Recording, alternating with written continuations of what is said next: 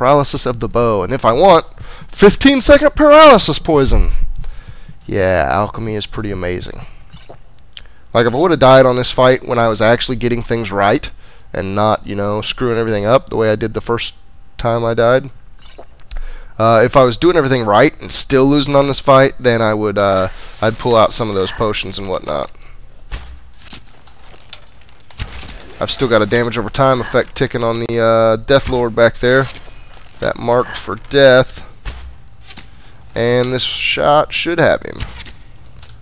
Oh, it didn't. Hold up. Hold up. Let him not Fusro Da one-shot me. Let me not get an arrow either. Because he is a damaging type. That was kind of cool. I saw a little shadow from the arrow trace across the left wall there. And another one bites dust. More Draugr in the toilet. These chambers were once home to the ancient lords. Yeah, it is a little strange. Take the ceremonial axe. So now I've got both of the ceremonial weapons. Mace etiquette. I'm surprised I didn't get one-handed skill off that. I suppose it could be because I've already gotten the one-hand skill off that particular book. In which case, for you guys, seeing this character pick up books is not necessarily a good indicator whether or not you should pick up the book, because off camera I've picked up all types of books that have probably exhausted the usefulness of most of them. I know not all, because I don't think I've gotten the skill book achievement yet. Which, right off the top of my head, I do not know exactly how many skill books you have to read to get that achievement. I think it's a lot. I want to say like 50. I guess that's not a whole lot. I think this is the way out. Yeah, snow. Sure enough, this should be the way out. Okay, so now a decision. Should I go complete the side contracts anyway, and then come back to try to please Astrid and say, look, well, I completed the side contracts, and I went ahead and listened to the Night Mother? Or should I just write Astrid off altogether and just go back to the Night Mother now that I've completed her task? Let's see if my quest can help me any. Open the Elder's Cairn. Okay. Let me go ahead and tag these. This is how I'll do it. I'll do it for convenience sake for myself. If I happen to cross over... Oh, hold up. Okay, yeah, that's right. It's the big door up the stairs down there. So I guess what I was getting ready to say is mute. I was getting ready to say if I happen to cross over one of the secondary kills, I'll go ahead and do it. But I'm not even going to leave. So of course I'm not going to cross over one of the secondary side contracts.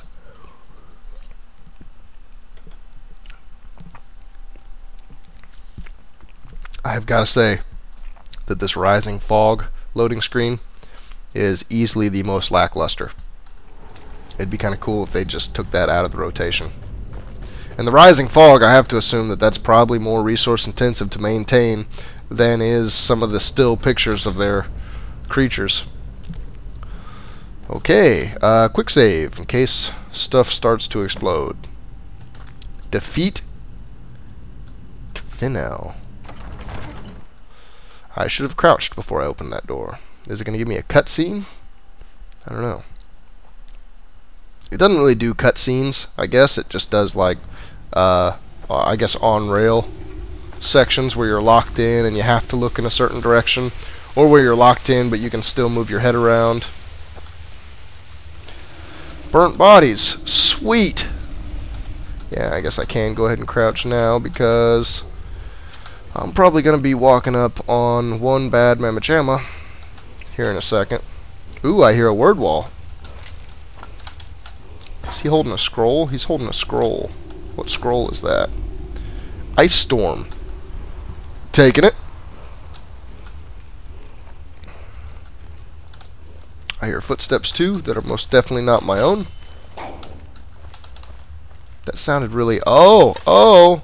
It is close. It's because it's above me. And I'm glad I was able to get that, especially since they're probably never going to see me down here. And I'll be able to get off either continuous sneak attacks from down here, or I'll be able to come back up here and already be sneaking again, so I'll be able to get off a second sneak attack. Oh, check him out. Did we just happen to catch your alarm clock at the right time? Yeah, I think we did. Ha! Foos Rostagger! Marked for death. Yeah, I've got 2 levels to this now. Negative 50 armor, and you're paralyzed. That means I'm going to be able to make short, easy work of this Draugr Scourge. And that looks like Kvinel. Wow. Either that or just a regular ghost. I don't know. He kind of looks cool, though. Maybe it's just the distance. Yeah, it just looks like a regular ghost. I think that is Kvinel, though. Again, a name I'm sure I'm mispronouncing. Oh, did he just stand up? Does he see Janessa? He does not see Janessa yet. That's good. I don't know. I can't count on both hands the number of times Janessa's given me away. Okay, so my breath is ready. Janessa's at my side. I've got potions scattered all about the room. I'm going to keep that in mind. I'm going to get the sneak attack on him because I have a feeling that's a regular Draugr to the right. And I have a feeling that I'm going to be able to pretty easily kill that Draugr with no problem. Oh, and it's a Scourge. I'm totally wrong. I do want to get rid of that Scourge first as I begin to do the dodging. Wow, Kvinel has got some speed to him. I guess he is a dual wielder. He's actually taking good damage, and if Janessa can keep the Draugr Scourge, where'd the Scourge go? There's the Scourge. Occupied, I was going to say. Well, I guess I can just keep them both staggered with my sick arrow play. One thing I've noticed about playing a little bit of my Redguard dual wielder is that it seems like with dual wielding, even more so than with two-handed weapons, it's really easy to be just out of range. It's really easy to just not. Okay, no stamina. Let's fix that. I don't think I even have. That may not affect the ghost, but that's okay. I put it on my bow anyway. Yeah. There we go. That should do my stamina in. Yeah, half will be more than enough. Oh, and paralyzed on the boss. And that poisonous slow is going to have him not doing anything for a minute. So there's that fight.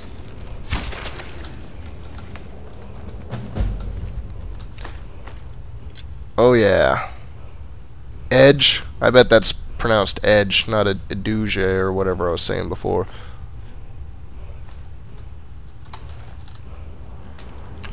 And we've got some Draugr Scourge to search. Why not? Why not? And we've got a bunch of potions all over this room to pick up.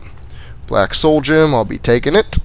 Night Falls on Sentinel, I think I've already read that one, but it was 50 value, so to make sure I'm going to read it again real fast, like read it again. Night Falls, Night Falls. And I have already read it. Alright, what else do we have around the room here? It's likely that we kicked potions around in a crazy way as we did battle. So let me put out a scrutinous eye. We are the eyes of angry spirits upon us. We are not welcome here. Oh, you don't say. Just the eyes of angry spirits, huh? Not like the axe and the sword that we just got done feeling? Because, you know, the axe and the sword of angry spirits is oftentimes worse than just the eyes. Speak to me, ancestors. And or dragons. Okay. I think... And you know what? I got a crap ton of shouts. I've actually even got the first level of Aura Whisper. Revealing the life forces. I have used this like twice. Honestly, I'm a little disappointed that something so simple, something so trivial as Detect Life is a shout. In Oblivion, Detect Life was a spell, and it was even a low-level spell. And the higher-level spells, you could get Detect Life that lasted for like 300, 600 seconds. You could get it like easily as a constant enchant on like some gloves, where you just slap some gloves on, boom, you have Detect Life. It wasn't a shout. I'm a little disappointed that that is what constitutes a shout. I don't know, I guess it's just the dragon language, though. I shouldn't be biased. They did all kinds of stuff through their language, including petty stuff. Like talk to each other about how their morning went. Or Detect Life.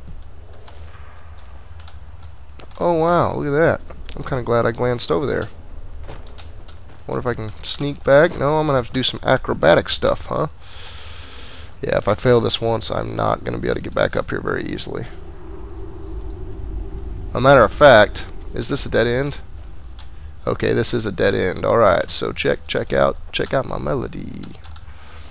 I'm going to first loot the dead end. And this way, when I jump towards the chest over on the wall, Dragon Priest Dagger. That is pretty low value for its weight, but that's the first time I've seen a Dragon Priest Dagger, so I'm taking it. A minor maze, a hide helmet, nothing else useful. So now when I jump over here, even if I don't make it, I guarantee I'm going to get close enough to be able to use the chest. Yep, I got it open. Sweet. There for a second I was scared I wasn't going to. And why not? I'm about done with this run, so I'm probably going to do some merchant stuff. And I think I'm out of here. Let me just, real quickly.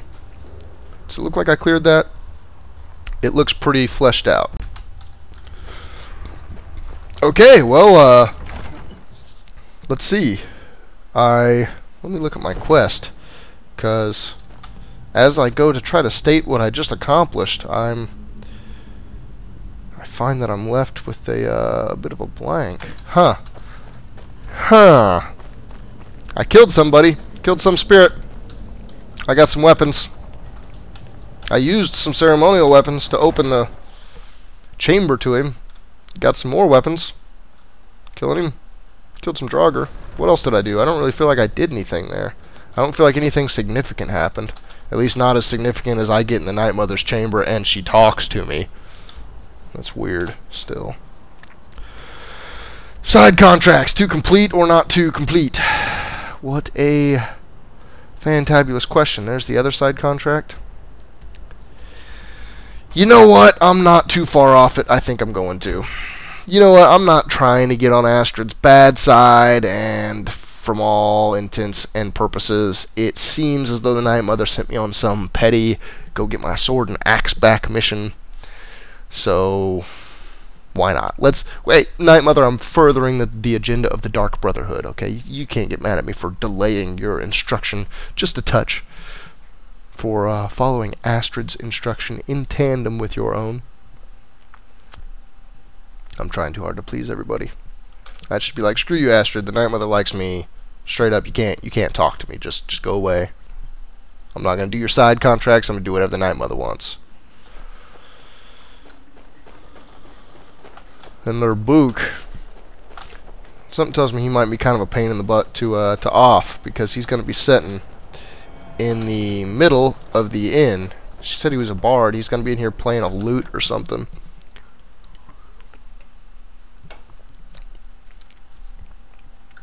Tell me he's not. Huh. Wow. Especially with Janessa standing there, this is really tempting. Holy crap. I got a quick save if it fails. And nobody saw me. So there's Lurbook. Oh, and here's Dragon. Where you at, buddy? I know you're here. Don't try to hide. I just heard you. There he is. Yeah.